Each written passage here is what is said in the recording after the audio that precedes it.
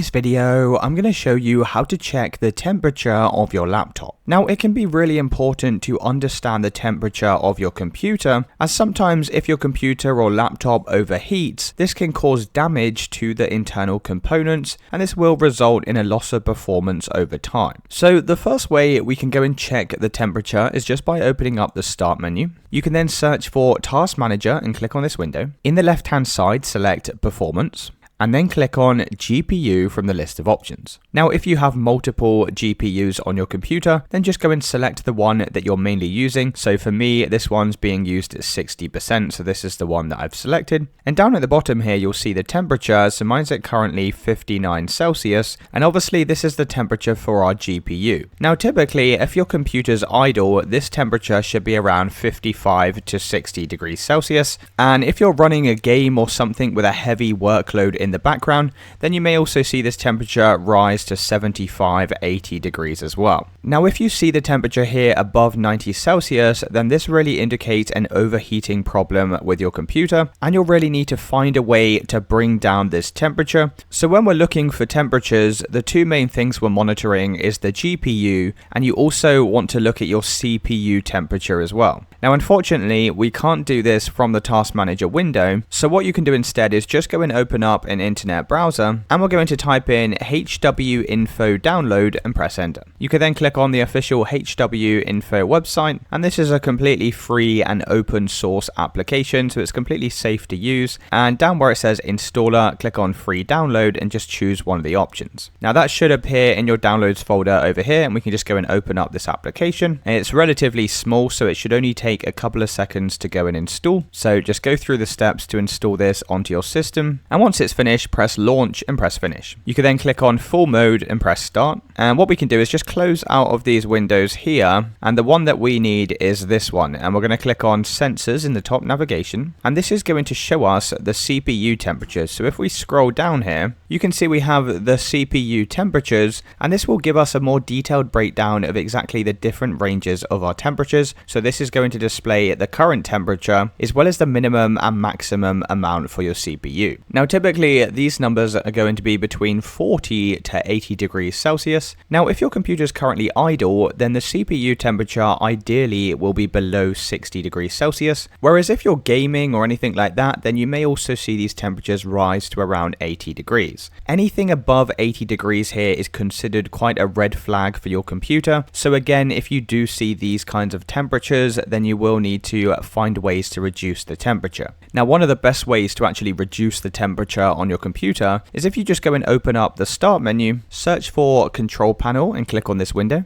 Make sure View By is set to large icons and then select Power Options. Now, for the different power plans here, you typically want to have this set to something like balanced or power saving. Just make sure you don't have this set to high performance constantly, as although this will make your computer run slightly faster, this will mean that your computer is running at higher temperatures, and this can just wear out the components a lot faster than it would usually. So I just like to keep my balance plan set to balanced, and that's going to give us a good balance between performance and also energy consumption. So that's it, guys. Let me know in the comments if you did find this video helpful.